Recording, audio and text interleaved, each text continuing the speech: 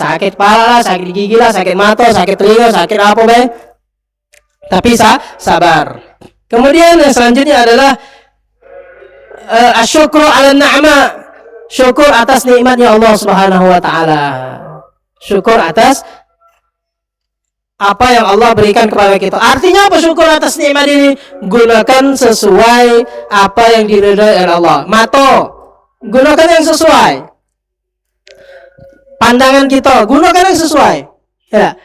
Tanda kita syukur sama Allah, gunakan anggota badan kita yang diridhai oleh Allah. Kuping yang bagus,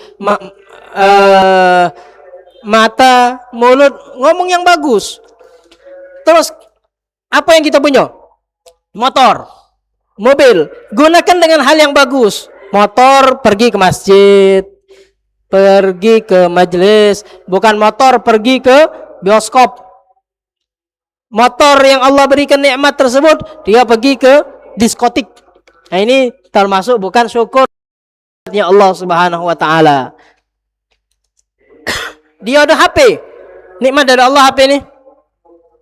HP ini nikmat dari Allah. Tapi dia gunakan dengan yang baik-baik. Baca Al-Quran, baca maulid, dia nulis faedah dari HP-nya.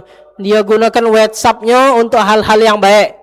Tidak buka video-video yang diharamkan oleh Allah. Ini nikmat. Ini namanya syukur atas nikmatnya Allah.